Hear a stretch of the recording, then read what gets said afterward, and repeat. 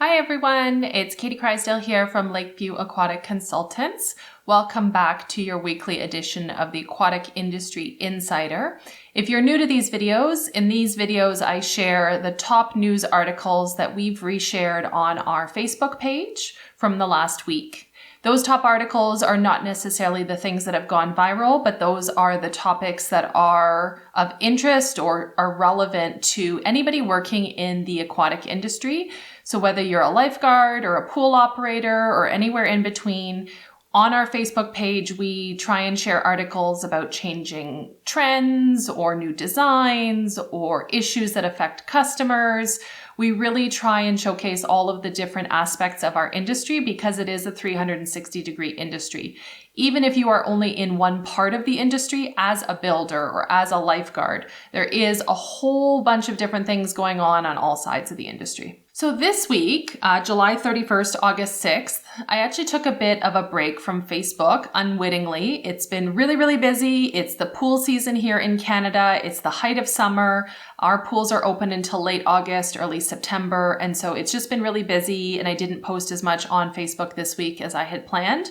Normally we post 2 to 3, sometimes 4 articles a day, and those are based on Google News alerts for swimming and drowning. So you might have heard about this news story. Even up here in Canada, it made the news, like the 6 o'clock news, as a unique story. The article I'm sharing is just one of many versions you can find online. This is from abc11.com, and the heading is Adrenaline Kicks In, Lifeguard Helps Deliver Baby at YMCA. And this took place in Longmont, Colorado. So essentially a woman who was pregnant, she went to swim and then realized that she was in labor and delivered her child on the pool deck within 5 minutes of realizing that she was in labor. And it's a good news story. There's a really sweet ending where the facility has given the baby a lifetime membership to that particular YMCA, which I think is really smooth marketing and just a sweet end note to a good news story.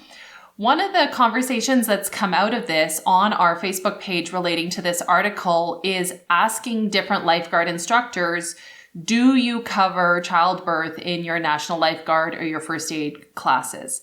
It's not a curriculum expectation in the province where I am located, which is Alberta. I am a first aid instructor trainer, as well as a national lifeguard instructor and national lifeguard instructor trainer. So to be clear, each program has a set curriculum as to the items you need to cover. But one of the things that I've often found challenging in a good way to candidates is never to put them in a situation where they are acting or providing treatment beyond their skill set, but even just getting them thinking about what would they do in a situation where they are at the limit of their training and their skill set. So for example, if somebody is stabbed with a knife, we tell the first aider not to remove the knife, to bandage around the embedded object and to expedite care to a hospital, calling 911. That is the limit of their training. We don't want to make somebody worse. But in a situation like a live birth, you can't stop the situation. And so how can we prepare our lifeguards or our first aid candidates for a situation where you're assisting the mother, assisting the family, and just making the best of that situation?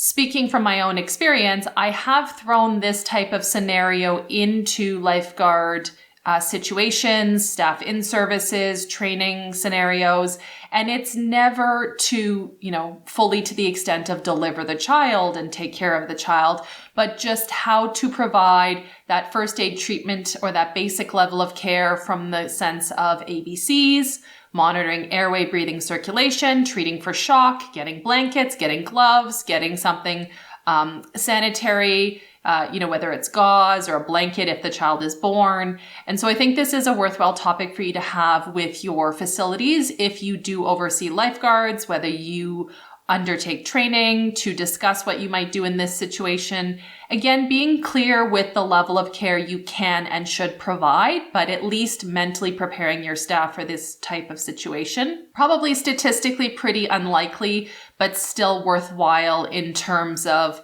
There are going to be situations, whether it's a car crash, whether it's a stabbing, a crime, whether it's some terrible bone or joint injury, where your staff are going to be at the limit of what they can do. Or even as a bystander or a good Samaritan, you're going to be at the limit of what you can do. And it's a worthwhile conversation to have with your candidates about that decision process, to stick to their training, to stick to their level of care. But that critical thinking piece is sometimes absent with the candidates that we train. So if you're going to do an in-service on this live birth and discussing how somebody might deal with it, it's also worthwhile to talk about breastfeeding in pool environments.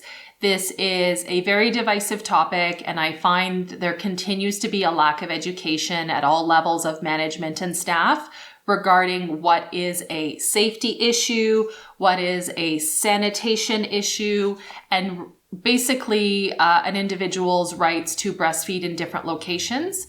It will vary by state and country and province, and obviously your facility may have supplemental policies in addition to whatever legislative policies exist. But this is definitely something that I continue to see year after year for as long as I've been in this industry, where it often takes a miscommunication on the pool deck, a bad public relations scenario for this to escalate to something where management actually stops to take the time to train staff and train guards. So I've posted a number of articles on the Lakeview Facebook page over the last couple of years. I don't even post every time this comes up. There is easily 3 to 5 cases per year that are flagged in my Google News alerts. And so if you're going to spend some time talking about this live birth in Colorado as a kind of good news story that lots of people heard about, it would be good to tie that into your facility or your county, your region's rules regarding public breastfeeding, what that looks like in terms of enforcement, in terms of allowing the mother to breastfeed wherever that is, how you can support that, if there's any additional spaces or supplies, amenities available, or what that looks like in terms of complaints, public relation about that happening. And then from my perspective as a lifeguard instructor, as well as also a certified pool operator instructor and trainer, the hygiene piece that I've always discussed is comparing breast milk to basically food, right? We don't want to have pizza in the pool. We don't want to have spit up in the pool. However, the likelihood of it ending up in the pool is probably pretty low. All we're really concerned about from my perspective is the safety of the mother and the child while breastfeeding. And so being in a comfortable position in a comfortable location where they're not managing, let's say, multiple children. That is one where I have seen perhaps the mother is breastfeeding an infant and they also have a toddler that they're trying to supervise.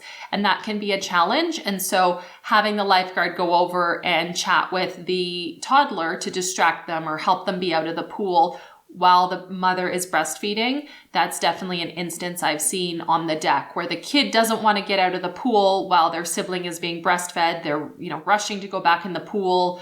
That can be difficult to manage. So the facility or the staff can provide assistance in that way, but that we're not contravening any policies, any legislation, and that we have a clear plan in our mind as a facility and for our staff as to what we're going to do if this comes up.